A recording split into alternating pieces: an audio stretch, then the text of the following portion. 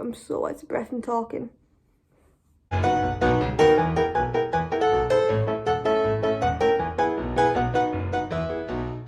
everyone, my name is Leah and I'm obviously on my own today. I'm not with Kayla, just because I wanted to do this video and we decided to do some more videos separately. We are doing videos together still, so don't worry if you were worried. I don't know if many people actually care enough to be worried, but yeah.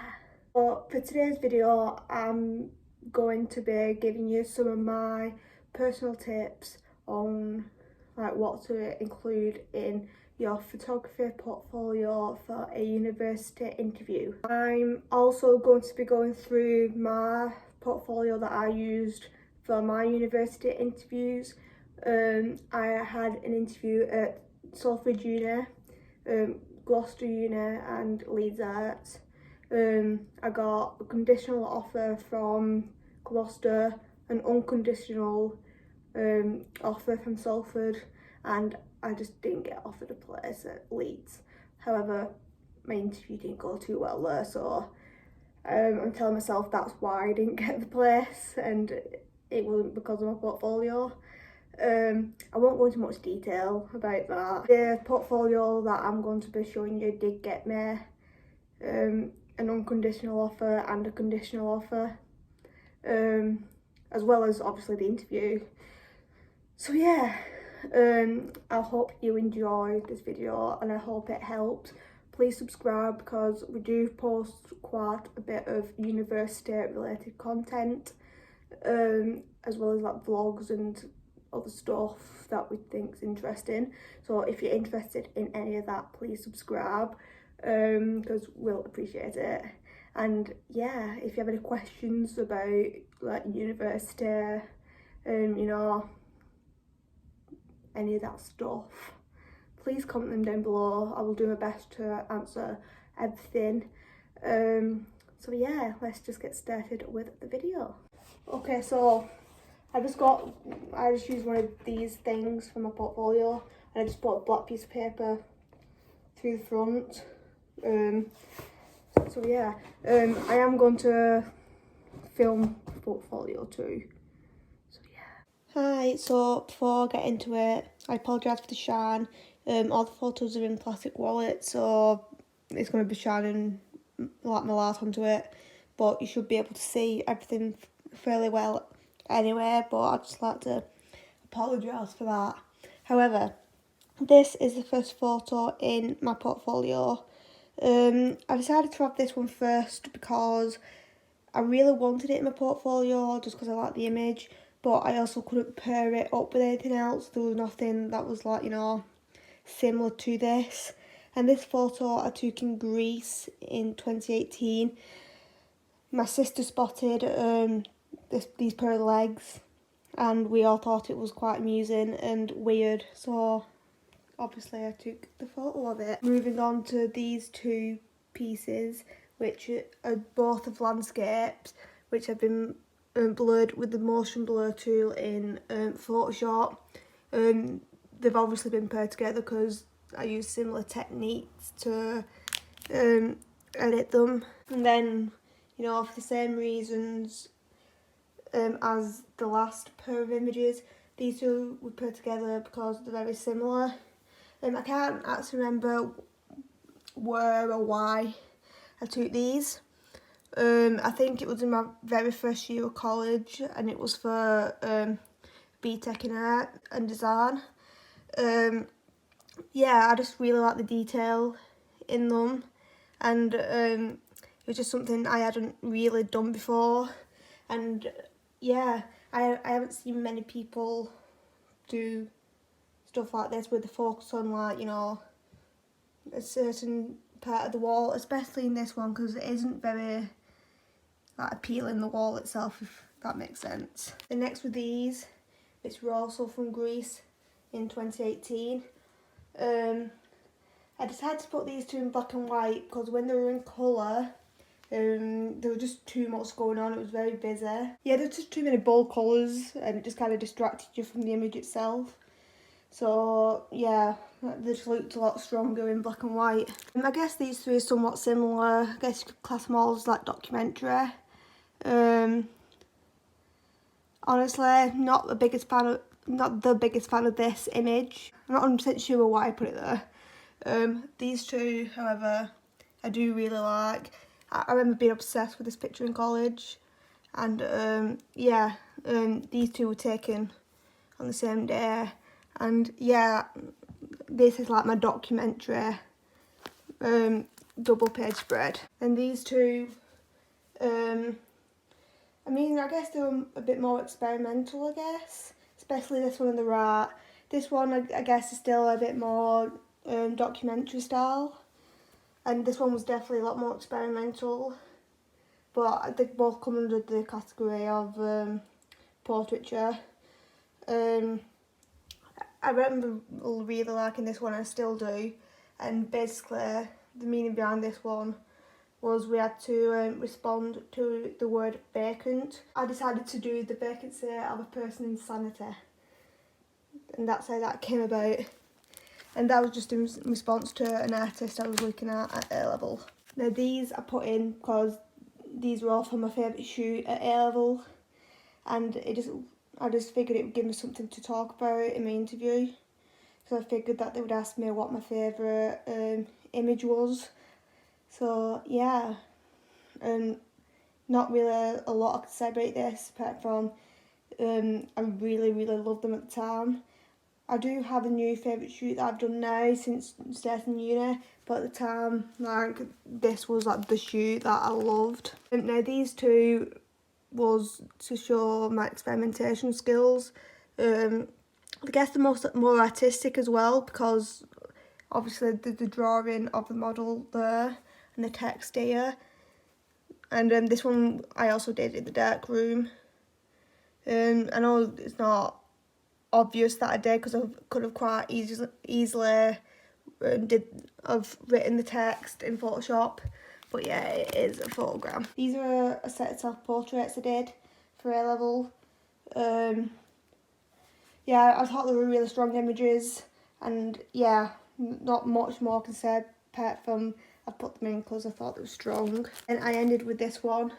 Again, there was nothing that I could really pair it with, and me and my photography teacher at college thought that would be a strong way to end the portfolio, especially with how the wall frames the plants and sky outside, and we both really liked the lighting on the wall. So yeah, that's the portfolio.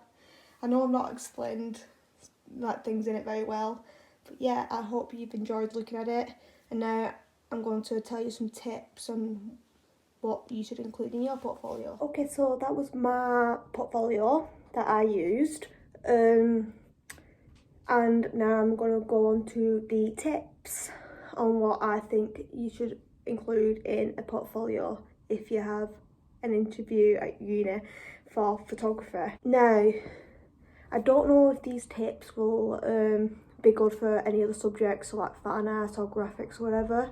If they do, perfect.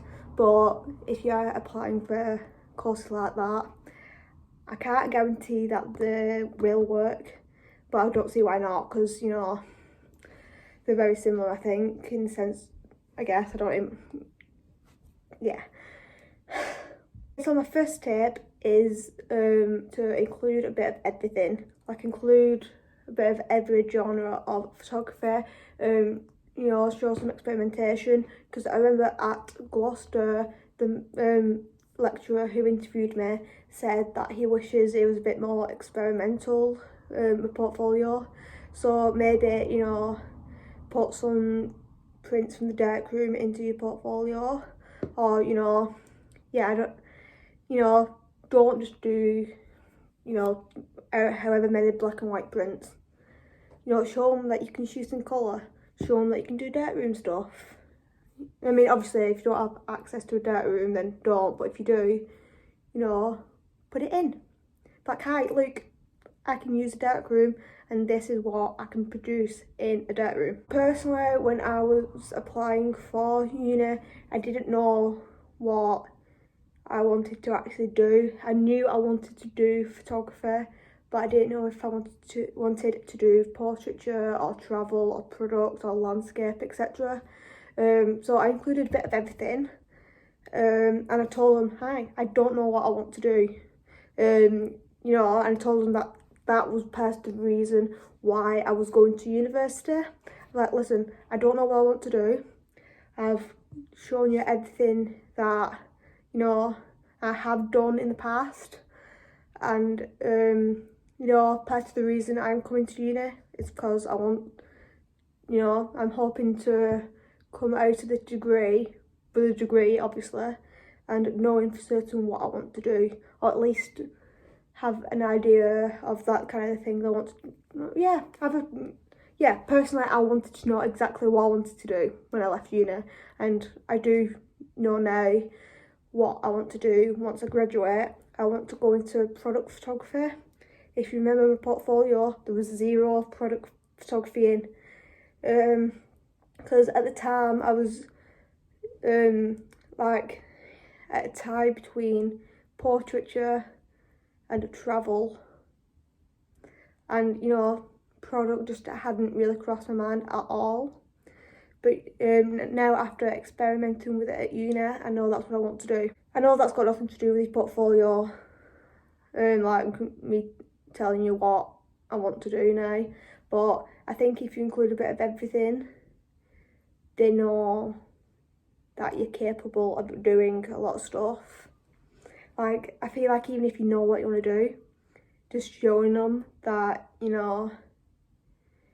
you're capable of doing different genres, or at least attempting different genres. I mean, of course, it's fine if you go into university knowing what you want to do. And personally, I just think having a variety of different genres of photography in your portfolio is good. Hi, this is me editing. Just want to say that I apologise for taking a long time to pretty much say, don't play safe in your portfolio and just experiment, put a bit of everything in, show your experimentation. Yeah. My second tip is to have photos that you can talk about.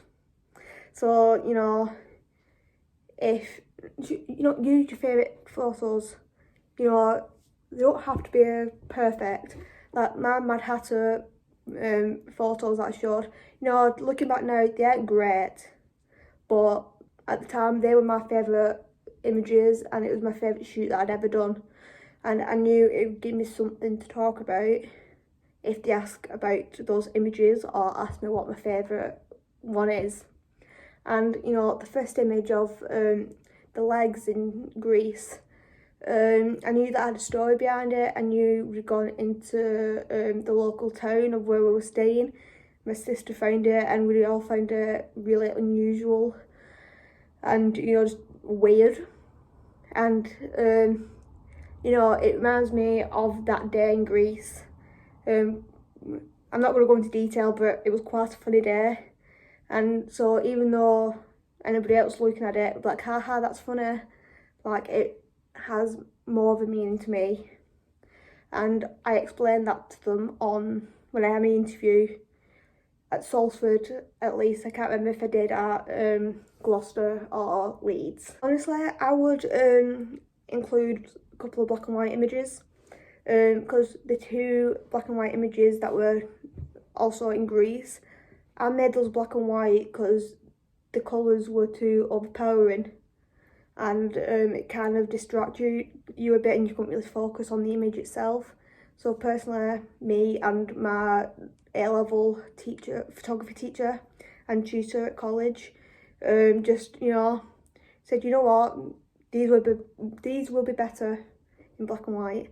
And we, they changed it to black and white, and it made the images stronger. And don't make an image black and white for the sake of doing it. Like, I'd say make an image black and white that needs to be black and white, and then if you explain to them why you made it black and white, I think that then they will be, they understand the concept of why we sometimes have black and white images. and yeah, I just feel like it will make you come across as a person who actually thinks about how their images look. And yeah, going back onto the topic of experimentation, include stuff that you've experimented with. So, you know, if you've edited something in Photoshop, or if you've done something in the dark room that you wouldn't usually do, include it. So the 2 blurred landscapes that I included, they were experiments. I mean, yeah, I love the images, but you know, they were experiments, so I put them in just so I could be like, hi, I experimented with, like, you know, motion blur on Photoshop. So for example, if you've experimented with something on Photoshop and it's turned out okay, include that, and then whoever's interviewing you will know that, you know, you have some sort of an idea of how to work Photoshop. Hi, me again. I would just like to point out that you don't need to know how to work Photoshop. I didn't explain this when I initially filmed the video, and I don't know why, but if you don't know how to work Photoshop, don't worry, it's not that big of a deal. But you know, if you do know how to work Photoshop, then, you know, experiment with it, and if anything turns out half decent, put it into your portfolio. Because don't forget, they're not expecting perfection at your interview. Like, you know, I told them that I was going to uni, at Salford anyway. I told them, I was like, I'm coming to uni because I want to improve my work, and I'm not confident enough, I don't think. So I'm coming to uni to hopefully become more confident and improve my work. So, you know, be honest with them. Don't go in and be like, yeah, I don't need to improve it, nothing. So that brings me on to my next point, which is maybe have like 1 or 2 images that aren't perfect, and explain, yeah, you know, these aren't great, but, you know, these were my intentions behind it. If I feel like there was 1 or 2 images in my portfolio that weren't great, but I was like, hi, this was like the idea behind it. It wasn't great, like, it didn't turn out great, but, you know, with more practice and experimentation, it could be good.